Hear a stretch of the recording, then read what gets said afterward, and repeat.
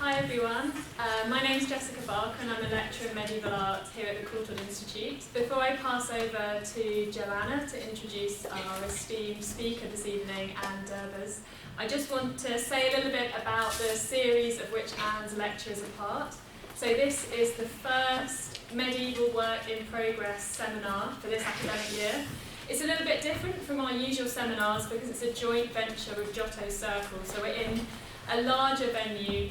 We usually meet in a research forum, but I just wanted to draw your attention to the rest of the seminars that we've got lined up for the rest of this term.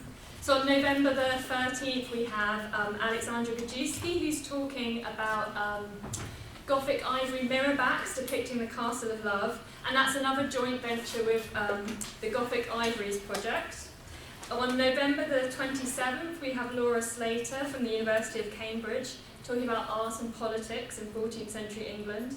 And on December the 11th, we culminate with our very own Tony Eastland, revered Dean, speaking about taking us to Venice to speak about images in San Marco's. So just to give you a sense of where we're going in this lecture series this term, and I hope to see many of you there at subsequent events. I'll pass over to Joanna now. Thank you very much. So I'm Joanna Cannon and I convene Giotto's Circle, and once a year we aim to have an annual public event. Sometimes we manage it and sometimes not. So this year we're starting off really well, having one. And it's very appropriate that we should have Anne Derbers as our speaker for this annual event.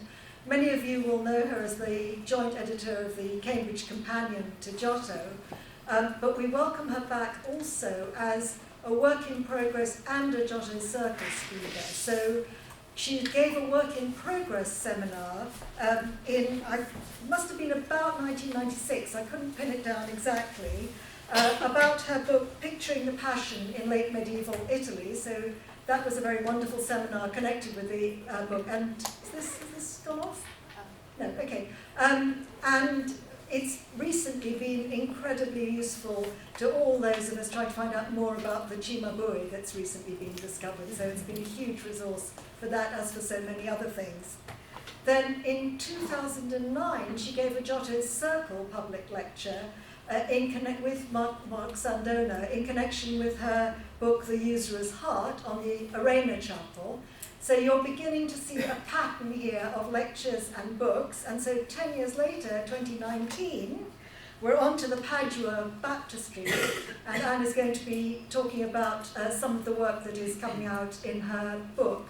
Now you might say that fits Giotto Circle, but not work in progress, but I think it's fair to say it hasn't yet been typeset, so it's still in progress. And I think maybe you're still involved with the topic, so it's still in progress. So I think we can allow that to come under that heading as well.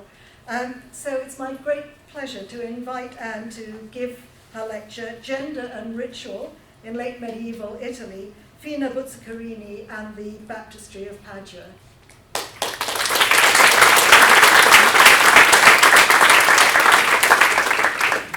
Thank you, everyone. Can you hear me? Yes. Yes? Good. Okay. I just want to thank Joanna and Jessica for their invitation and their introductions, and you all for coming on a rainy night. Every year, throngs of tourists visiting Padua crowd into the Arena Chapel for their 15 minutes with Giotto's famous frescoes. Relatively few make their way to a site less than a mile away, the city's baptistry, with frescoes that were likely intended to rival Giotto's. Excuse me. Yeah. Sorry, could you just speak up a little bit? Oh, sorry, yes, sorry. Please. Oh, it's that. Yeah, Okay. that's lovely. Thank Sorry. you. Thank Sorry. you. How's this? Can you That's hear me better. now? Yes. Right. Okay. Sorry. Thank you. Okay. So I was saying that relatively few tourists, even coming to Padua, make their way to the baptistry. It's off the beaten track, even though it's right in the center of things. But the frescoes, I think, were intended to rival Giotto's, and they were painted in the mid-1370s by another Florentine painter, Giusto de Menabuoi. And they form perhaps the most comprehensive pictorial program to survive from the later Trecento. In the dome is a bust-length image of Christ. Directly below is the Orient Virgin, and we'll talk more about her in a bit.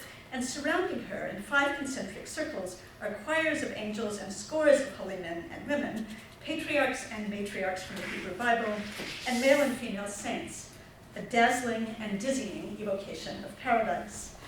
The narrative cycle below encompasses all of salvation history. In the drum of the dome are episodes from Genesis, and on the 4 walls are scenes from the New Testament. This is the north wall, and you can see that the episodes are arranged in 3 registers, and those of the life of Christ, most of them are infancy, and then ministry, and then passion. So for instance, you can see the Nativity in the upper left-hand corner, and we'll come back to that as well. On the south wall is the life of John the Baptist, and we'll come back to the image in the center. The east wall terminates in 3 arches. The central arch opens onto the apse on the right, which features an unusually detailed cycle of the apocalypse, so we'll be talking about that as well. The altarpiece, still in situ, is also by Giusto. There was a woman, Fina Buzzacarini, who commissioned the frescoes as well as a reworking of the space, which remained Padua's baptismal church, but also became a funerary chapel for herself and her family. Fina was the wife of Padua's ruling lord, Francesco da Carrara, and the mother of 3 daughters and a son. And you can see Fina here. Obviously, the arrow points to her. She wears a wimple here, she's often shown with a wimple, as you'll see, but not always. Next to her is the poet Petrarch, who was actually in Padua at the time and a friend of the family. And then on the other side and then next to him is her husband, we believe, it is believed. Then on the other side of Fina are her daughters. You can see 2 of the 3, the third is actually cut off here. Below is the woman in a Benedictine habit is her sister, Anna, who was abbess of a Benedictine convent. And I think the man next to her, next to Anna, is her brother. I'm not sure of that. In any case, Fina was, independently, perhaps the richest woman in the city. The chroniclers say little about her. Documents shed light on her business transactions. She bought and sold tracts of farmland, amassing huge holdings in the region. Documents also suggest her growing authority at court. Over the years, she is routinely described as magnifica, magnificent, but one record dated in the last year of her life calls her magnifica et potens, magnificent and powerful. Her voice is preserved as well in her will, in which she issued numerous detailed directives about the baptistry and about the disposition of her estate. She left huge bequests to her daughters, and provided as well for any future grandchildren, for her sister's convent, and for young women at court. Her son inherited the portion of the estate that remained. Twice in the will, she chides anyone who might be unhappy with her decisions, and this is what she says, twice. Quote, "In this matter, she instructs and orders her other heirs to be quiet and content." End quote. Among those who may not have been quiet and content was her husband, to whom she left nothing. Perhaps because of what one historian has called his, quote, blatant philandering, end quote. He sired 7 illegitimate sons and an unknown number of daughters. She did, however, make him the executor of her estate. So. We have no documents that attest to Fina's funding of the baptistry, and it is not until the 16th century that a local chronicler credits her with the commission. However, her tomb canopy, which dominates the baptistry's west wall, includes a votive portrait that depicts her in the traditional stance of a donor. She is further accorded the privileged position at the Virgin's right, as John the Baptist and John the Evangelist present her to the Holy Company. While scholars today agree that she paid for the work, the degree of her involvement in the commission has been questioned. One writer has stated that her imprint on the baptistry was minimal, and others have maintained that the frescoes were executed only after her death in 1378. I will argue that the images themselves tell a different story, first drawing on the work of other scholars, and then offering new visual evidence. I will suggest that Fina exerted considerable control over the program. Much here points to the express wishes of a powerful female patron, and to Fina more specifically. In the last part of this talk, I will turn from the patron to the sacrament celebrated here, and will argue that the baptistry's imagery is also highly appropriate to the ritual of baptism. Finally, I will briefly consider the intersections of ritual and gender in this sacred space. To begin, as several writers have argued, Fina's votive portrait is not the only depiction of her here. Her likeness is also inserted several times into the narrative program. In fact, we've just looked at this one. The Miracles of Christ has long been thought to include portraits of Fina and family members. Fina, her daughters, and her sister appear as well in The Way to Calvary, where the soldiers address them instead of the women of Jerusalem. Fina and her entourage are present as well in the Crucifixion, where they stand just above the swooning Virgin. The most striking of the portraits appears in the birth of John the Baptist, where the four elegantly dressed women at the right have been identified as Fina and her three daughters. Cordelia Warr has made a compelling case that this fresco sheds light on Fina's motivations for commissioning the baptistry. It was incumbent upon Fina, as consort of the Lord of Padua, to bear a son who would serve as heir to his father. A series of pregnancies, not long after she married, produced only daughters, and which, over time, led to a crisis at court over succession to the lordship, culminating in an assassination attempt against Fina's husband. Only after 14 years, when Fina was in her mid-30s, fast approaching the end of her fertile years, did she finally give birth to a boy, who would, in fact, succeed his father as lord of the city. Cordelia Warr has persuasively connected the portrait of Fina and her three daughters in the birth of John the Baptist with Fina's delivery of a son, like Elizabeth, mother of John the Baptist, only late in life, after a wait of many years. A further indication of Fina's involvement in the baptistry's program appears in the dome. In the lowest circle of the dome, the saints are largest and closest to the viewer, and are identified by inscriptions below them. Below the saints, that is. John the Baptist heads the group to the left, and John the Evangelist the group to the right. As Catherine King pointed out, female saints constitute fully half of the group on our right, the Virgin's left. There are 17 males on the left, 17 females on the right. So that's the male group of saints, and that's the female group of saints. We might build on King's observation by noting that the ritual calendar of Padua lists 58 saints by name. 11 of the 58 are female, so hardly half. We can look a little bit more closely, and you can recognize, certainly, some of the female saints with their attributes. You can see, for instance, Mary Magdalene with her jar of ointment, and Agnes with her lamb, and Catherine with her wheel, and so forth. The two closest to John the Evangelist are more difficult to identify, and we'll come back to them. They hold no attributes, and we'll be coming back to them. Interestingly, too, the apostles, normally given pride of place in such images, are here to be found in the third circle, well behind the women, and you recognize Peter with his keys, then Paul, then Andrew, and so forth.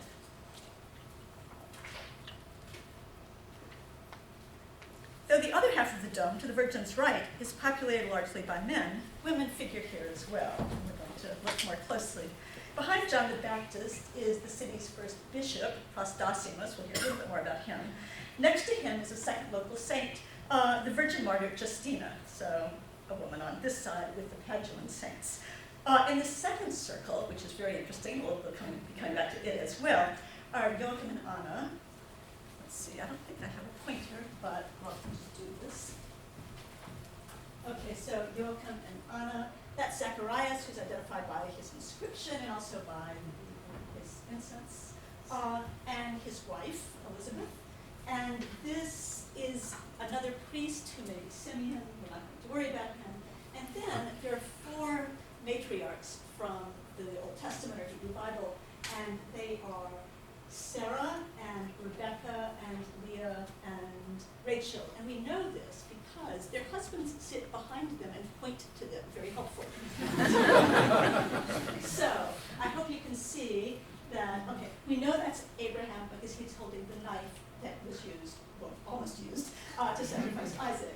So he points to Sarah, as you can see.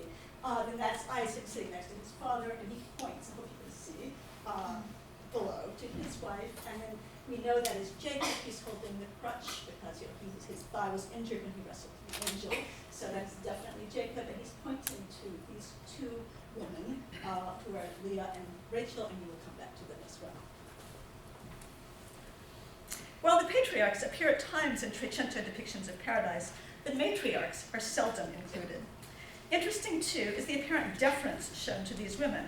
Not only do the patriarchs gesture towards their wives, but Chrysosimus, the bishop, points to Justina, and you can see that she occupies considerably more space than he does, and Joachim turns to Anna, who is speaking. Her raised finger suggests speech, as if he is heeding her words.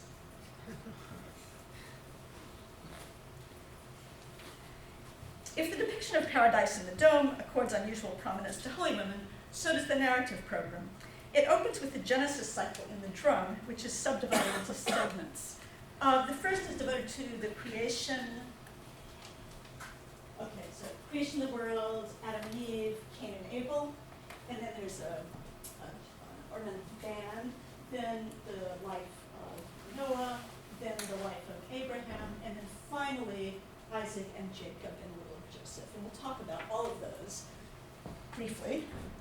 And here is just a look at one of the scenes from the life of Jacob. Well, actually, the whole life of Jacob, and we're going to focus on one of them.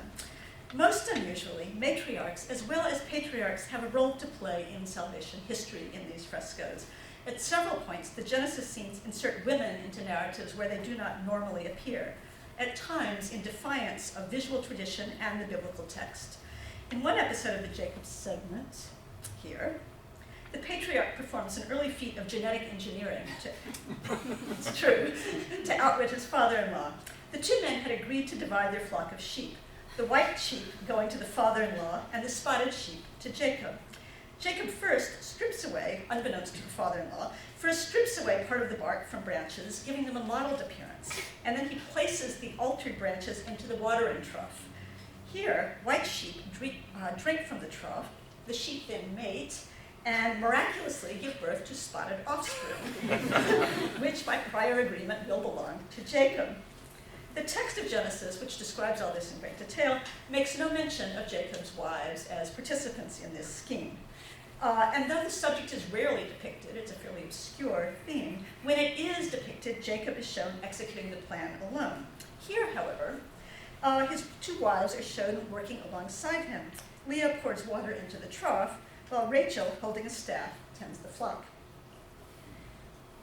The baptistry's narratives go farther, not only deviating from, but at times contradicting the biblical text. Next, for instance, Jacob wrestles with the angel as Rachel and Leah watch the match on camelback. Their inclusion is surprising, for Genesis informs us that, quote, Jacob remained alone. It's solus in the Vulgate, so alone. And behold, a man wrestled with him until morning. In earlier depictions of the subject, Jacob is indeed unaccompanied. Here, Jacob is clearly far from alone. Rachel, Leah, their children, and their livestock are all in attendance and occupy almost half of the composition. Fidelity to the scriptural account is apparently not a major concern of those who designed the cycle. The baptistry's revision of biblical narrative is most daring in a scene from the life of Noah. The Noah segment of the drum depicts first God instructing, Noah, commanding him to build the ark, and then the instruction of the ark. In the center is the flood, as you can see. Here is the thanksgiving after the flood. So Noah, his sons, his wife, and his daughters-in-law thank God for the deliverance. And then finally is the drunkenness of Noah. And we're going to start with the drunkenness of Noah, but also have a look at the thanksgiving after the flood. The drunkenness of Noah appears at times in Trecento wall painting, as in Goriento's fresco of the early 1350s on the left, and Bartolo di Fredi's fresco of 1367 on the right. Goriento's is especially relevant, for it is found in a cycle that Fina would have known very well. It's in the private chapel of the Regia, which is the Carrara compound, where she lived for most of her adult life, so she had ample opportunity to look at these frescoes and think about them. Both painters here depict the subject as the biblical text describes it, and as visual tradition had long represented it. When one son mocks Noah's nakedness, two respectful sons hasten to cover him. In the baptistry, again, one son on the far left gestures in derision, and another to the right starts to cover him, as Genesis relates. But Extraordinarily, the third protagonist, centered here, is not a son, but Noah's wife.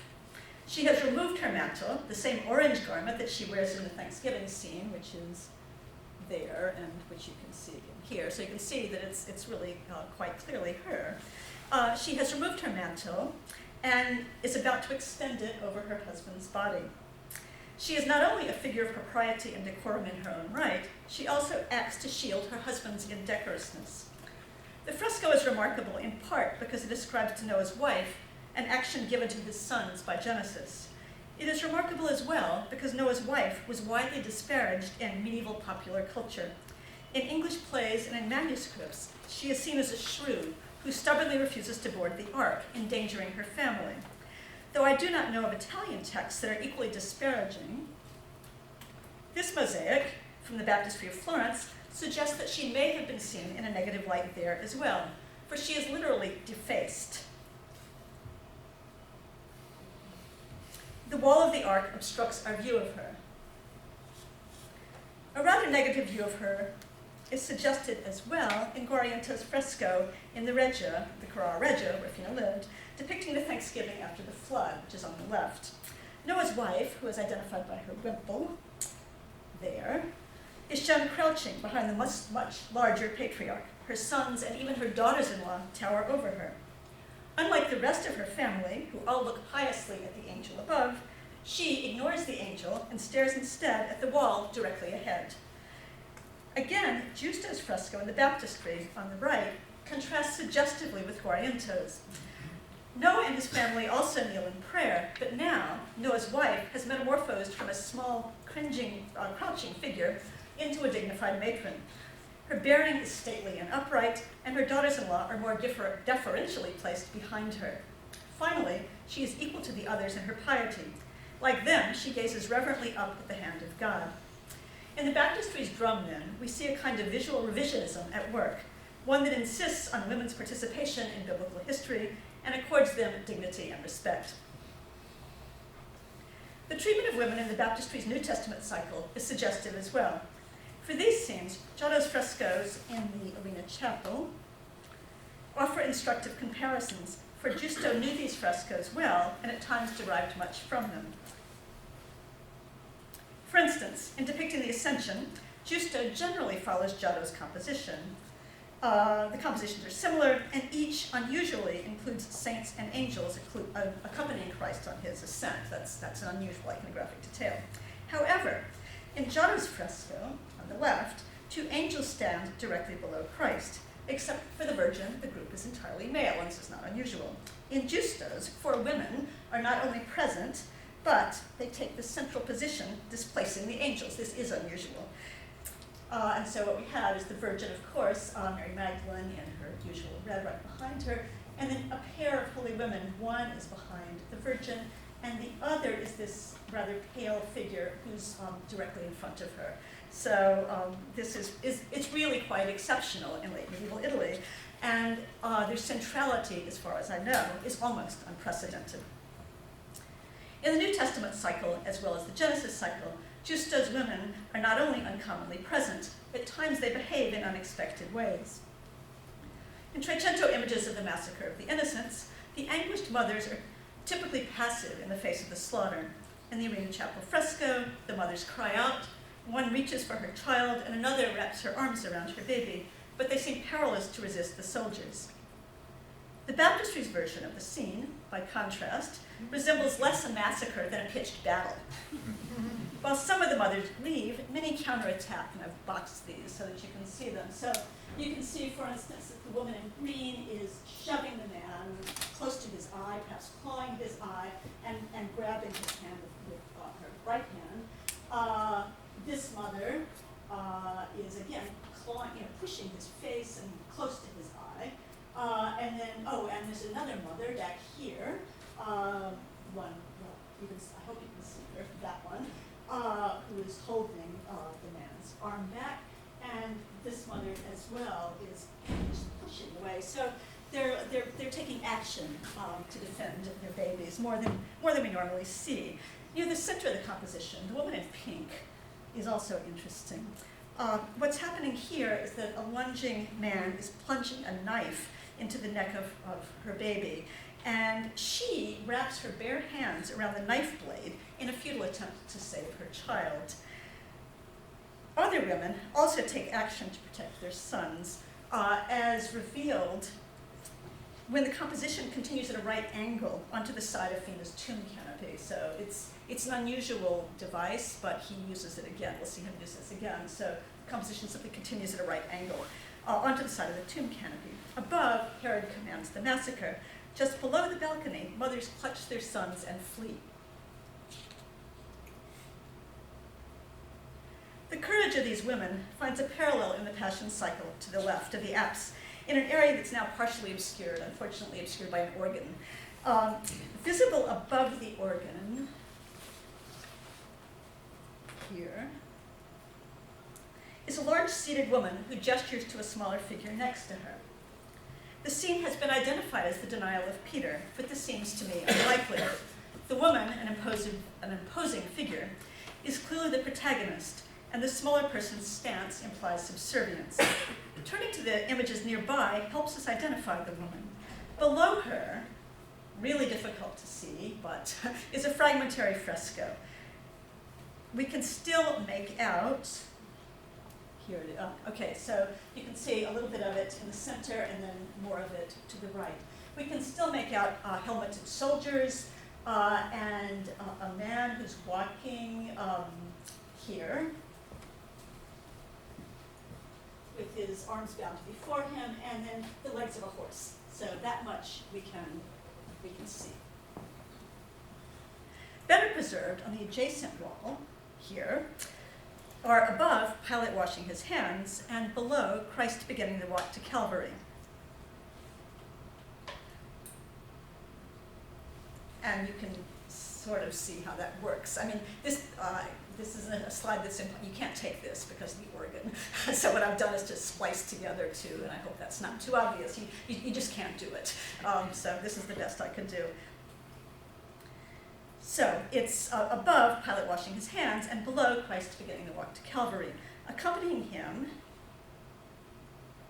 are soldiers, and to the far left, another bound man. The two bound men are clearly two thieves. The two bound men, one on each wall, are clearly the two thieves crucified with Christ, and thus the two lower frescoes form part of the same narrative. The soldiers move from one wall to the next. The same narrative continuity is likely to prevail above. The woman, therefore, must be Pilate's wife, who, according to Matthew, sent a message to her son, cautioning him not to pursue the trial. Quote, have thou nothing to do with that just man. The smaller person is the messenger. Though terse, the scriptural account makes her boldness clear. She interrupted the judicial proceedings to intercede with her husband on Christ's behalf. Medieval writers, however, soon constructed a counter-narrative, one that spun what might appear to be a selfless attempt to save the life of a virtuous man, an innocent man, into a sinister deed. The Glossa Ordinaria, very well circulated, very influential, explains that the dream is no virtuous act, but a last-ditch ploy by Satan. Belatedly realizing that Christ's death would bring salvation to humanity, he moves to halt the trial, acting through Christ's life, through Pilate's wife. So you can read it. Just as the devil had brought death to the world through a woman, now through a woman he wished to free Christ from the hands of the Jews, lest through the death of Christ he would lose the power of death. So in other words, for the Glossa, Pilate's wife is a kind of Eve, a kind of Eve-like figure, agent of the devil. The attention paid to Pilate's wife is unusual in late medieval Italy. She rarely figures in devotional texts or in pictorial cycles. Here, she is not an incidental inclusion in the narrative, but a formidable presence, and her juxtaposition with Pilate in the adjoining fresco prompts us to compare them. Both she and Pilate are clearly the focal points of their respective compositions. Both are seated in or near the center, beneath an arch, and both turn to the right, to a subordinate. The visual parallels between wife and husband point up the moral gulf dividing them, the gulf between her courage and his cowardice. She acts to save Christ's life. He refuses to act, and so damns an innocent man. The Baptistery thus presents its audience with a series of remarkable representations of women. They not only participate in salvation history, but at times they take bold action to protect the vulnerable. I would now like to consider some commonalities among all of these women. All are married women, and all are mothers of sons. The wife of Noah is shown with her 3 sons in the Thanksgiving scene. Leah and Rachel both gave birth to boys. The innocents were targeted because they were boys. And though her motherhood does not figure in this story, the wife of Pilate, too, is described as a mother in apocryphal texts. Throughout the baptistry, mothers and sons are seen repeatedly. A closer look at the dome reveals more subtle signs of women's status as mothers. We'll focus on the 5 that we talked about before, Elizabeth, Sarah, Rebecca, Leah, and Rachel. On each of the matriarchs' dresses are small stars that correspond to the number of sons born to the woman in question. 1 for Elizabeth, mother of John the Baptist, 1 for Sarah, mother of Isaac, 2 for Rebecca, mother of Esau and Jacob, 8 for Leah, who gave birth to 6 sons and also claimed the 2 sons of her handmaid as hers, and 2 for Rachel, mother of Joseph and Benjamin. Tiny, gleaming signs of their fecundity. The baptistry's insistent images of mothers and children are striking in a Trecento narrative program, for married women figure minimally in the Christian pantheon. Theologians famously privileged virginity over marriage and maternity.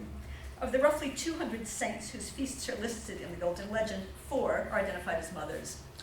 Not one of the 11 women honored in Padua's ritual calendar bore a child. It is tempting to believe that the baptistry's emphasis on mothers, especially mothers of sons, can be ascribed to Fina, whose own delivery of a son was a momentous event both for her and for the Carrara dynasty. Some of the baptistry's women resemble Fina in other respects. The wife of Pilate was, like Fina, the consort of a ruler, and is seen here exercising authority in her own right. The wife of Noah, shown with her 3 daughters-in-law, bears a resemblance to Fina, shown with her 3 daughters in the birth of John the Baptist. In the circumstances of their maternity, some of the baptistry's women can be more specifically likened to Fina. I have already referred to Cordelia War's compelling argument that Elizabeth, who delivered a son late in life, was an exemplar for Fina. Elizabeth is not the only woman here who bore a son after a long period of barrenness. The matriarchs Rachel and Rebecca were initially infertile and conceived only through divine intervention. Particularly suggestive is the case of Sarah. Her story begins when Abraham encountered 3 angels, bowed before them, and offered food and drink. After the meal, one announced to Abraham that Sarah, quote, far advanced in years, end quote, would have a son. The second episode, the hospitality of Abraham, when the announcement occurred, is not seen often in Trecento visual narrative. In the Genesis cycle in the Carrara Regia, Guariento depicts Abraham bowing before the angels on the left, but skips over the subsequent meal, where the announcement was made, to depict the flight of Lot's family from Sodom. When the meal is shown, as it is here, fresco at Pomposa, the painter sometimes depicts the presentation of food to the angels, not the announcement. In the baptistry, a different moment was chosen, the announcement of Sarah's coming pregnancy. The angel on the left addresses Abraham as the patriarch points questioningly to himself. The inscription below the fresco, which quotes Genesis 18, makes the moment clear. It reads, quote, and Sarah, thy wife, shall have a son, which, when Sarah heard, she laughed behind the door of the tent, for they were both old. Giusto's fresco is curious in its setting. The choice of an interior, at that, a marble paneled room suggesting a grand palazzo, is at odds with the text of Genesis, which places the meal outside under a tree. Moreover, the architecture is distinctive. 2 arches supported by piers rise above the figures, with a central pier bisecting the room. The paired arches appear in none of the other Genesis narratives, but they do recur in the birth of John the Baptist. Echoing gestures further confirm the pairing of the 2 frescoes. In each, a haloed figure on the left, the angel and Elizabeth, raise a hand and gestures to another. On the far right, Abraham Fina, who gestures in response. The position of Abraham's right hand, index finger extended, is close to Fina's. And pointing to himself, Abraham reacts to the announcement of his son's coming birth.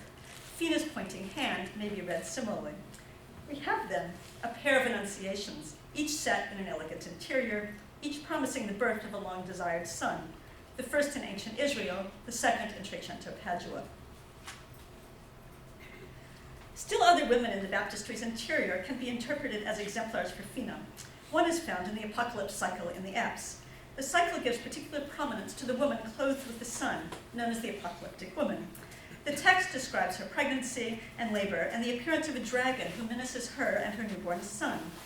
The woman in these frescoes appears twice. First, sitting with the infant on her lap, as you see here. As the dragon approaches, she responds with alarm, hands in the air. In the second fresco, the creature returns to lunge at the woman. Now, equipped with wings, she soars aloft, and as she flies, she again raises her arms. She thus gestures similarly in the two, and this gesture recurs both in narrative contexts and in images of the Virgin when she appears in the guise of the apocalyptic woman. I'm showing you here a number of examples, both from manuscripts of the Apocalypse, and then on the far right, a detail of a Last Judgment in Naples in which the Virgin appears in the guise of the apocalyptic woman. The apocalyptic woman had long been associated with the Virgin by exegetes. In the baptistry, the repeated gesture of the woman in the apse prompts us to associate her with the Virgin in the dome. There, the mandorla of gold surrounding her and the crown that she wears further identify her as the Virgin in the guise of the apocalyptic woman, who is clothed with the sun and crowned with the stars, and who often appears with these attributes in late medieval images. So you see her surrounded by a sunburst or a golden mandorla, and often crowned, and both of these are references to the apocalyptic text. If we return to the account of the woman in the book of Revelations, the scriptural language may help enlarge our understanding of Fina's intentions here. Revelation 12:5 reads, quote, "She gave birth to a male child who was destined to rule all nations with an iron rod." The biblical text was likely meaningful for Fina, who gave birth to her own male child, who was also destined to rule. If I have argued, the baptistry's images were deeply personal for Fina, they were also highly appropriate for a baptistry.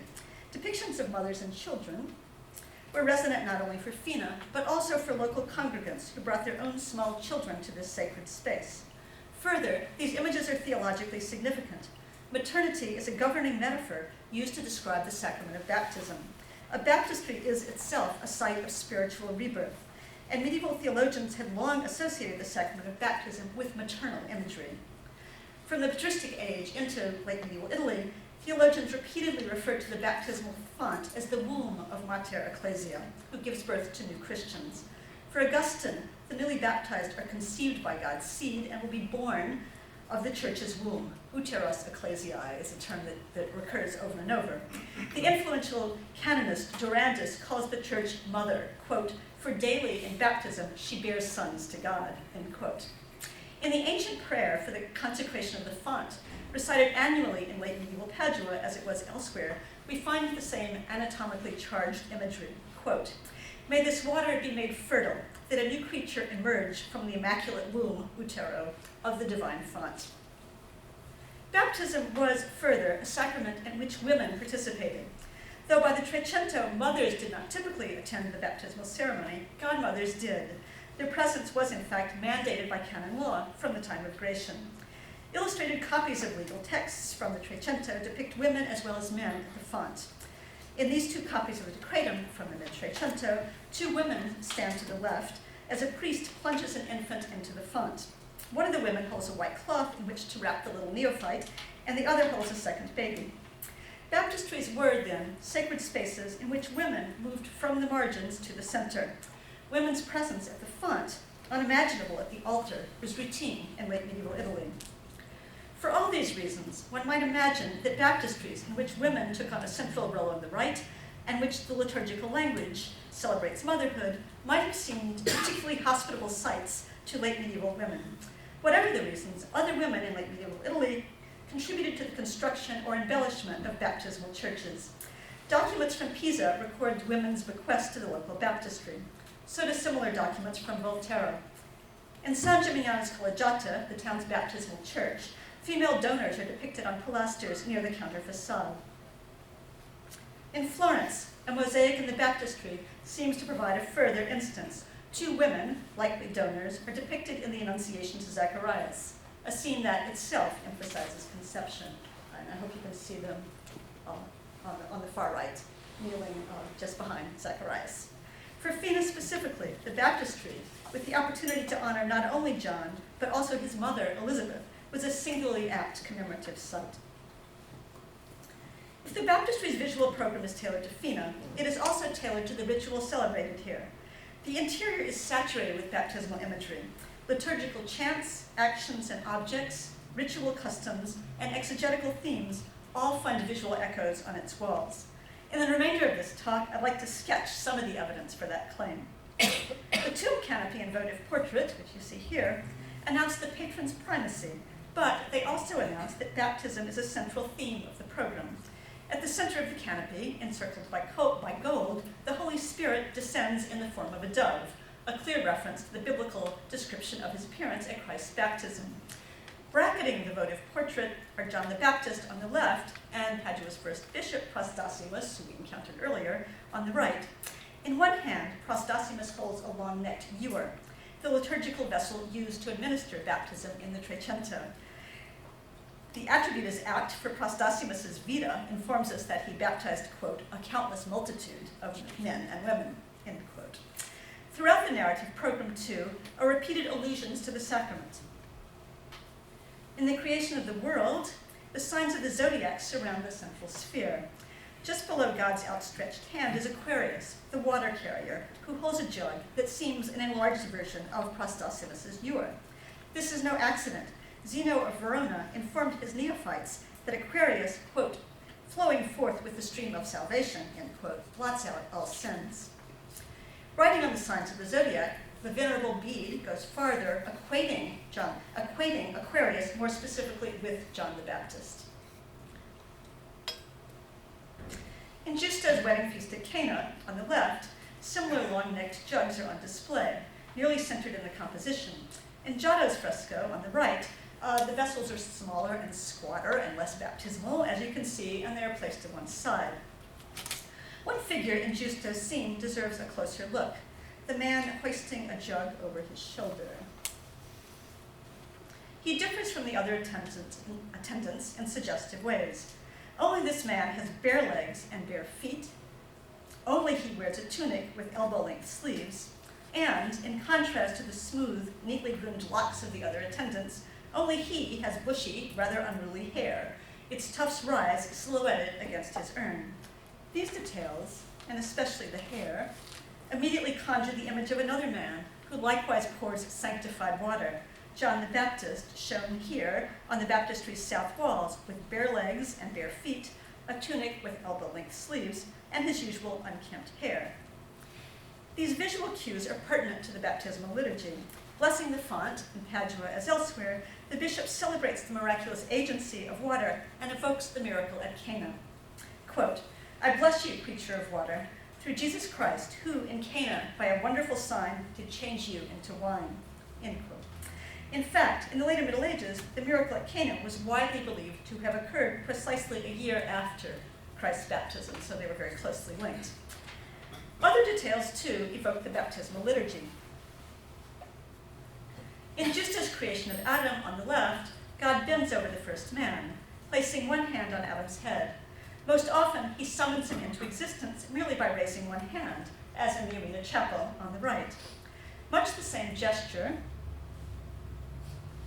occurs in the blessing of Jacob, and most unusually in the Nativity. This is the ancient gesture of baptism, seen in late antiquity and specified in the baptismal liturgy of the Roman Rite, which was used in 14th century Padua. The phrase ponet manum super caput, he places his hand on his head, the head of the catechumen, understood, occurs 3 times in the Rite. At the end of the Rite, the newly baptized infants were vested in white garments, signaling the purity of their cleansed states. In the baptistry, the Christ child wears white in the Adoration of the Magi. I'm showing you just details here. In the Adoration of the Magi, on the left, the presentation of the temple in the center, and the flight into Egypt on the right. By contrast, in the Arena Chapel, in the Arena Chapel's versions of the same scenes, below, Giotto places a green mantle over the child's shoulders in the Adoration, and dresses him in pale rose in the presentation and the flight, as you can see there.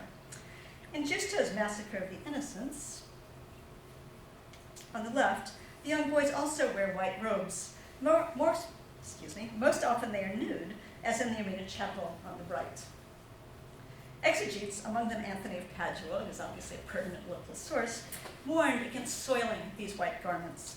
In several sermons, Anthony laments the sinner who, quote, soils the robe of his baptismal innocence. Giusto surely knew this common metaphor, for he carefully distinguishes between a pure white robe and one that has been soiled. In the sacrifice of Cain and Abel, the virtuous Abel wears pristine white, but his murderous twin's robe is streaked with gray, sullied with sin. At a number of points, gender and ritual intersect in the multi-layered meanings of these frescoes. I have argued that so many women in the baptistry were likely meaningful for Fina, but the narrative contexts in which they appear can be read baptismally. Noah's wife figures in the life of Noah, which is found in other baptismal churches, for exegetes had long understood the waters of the flood as prefiguring the cleansing waters of baptism. The miracle of the spotted sheep, noted for the active participation of Rachel and Leah, was likewise interpreted baptismally. The glossa ordinaria compares the miraculous water of the trough to baptismal water, and the newborn lambs to catechumens. And here, Rachel's well suggests a font. The mothers of the innocents resist the soldiers with uncommon courage. The subject itself is most appropriate to a baptismal church, for the murdered children were understood to be baptized by blood, and the white tunics that they wear, which we just discussed, here confirm the fresco's baptismal resonance. The apocalyptic woman, like Fina, gave birth to a son destined to rule. The woman is often cited in baptismal exegesis as a figure of the church, giving birth to new Christians through the sacrament. The baptistry's intersections of ritual and gender extend to local ritual, specifically to a drama known as the Visitatio Sepulchri, or Visit of the Holy Women to the Tomb. The drama was enacted in the cathedral on Easter Sunday, the day after solemn baptism. The subject appears in the baptistry, but is somewhat unusual by the later Trecento, when images of the risen Christ usually replace the visit of the Holy Room.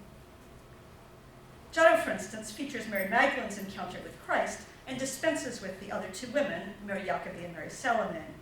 Though the Visitatio Sepulchri was staged widely, distinctive aspects of the baptistry fresco reveal a particularly close association between it and the drama as it was performed in Padua.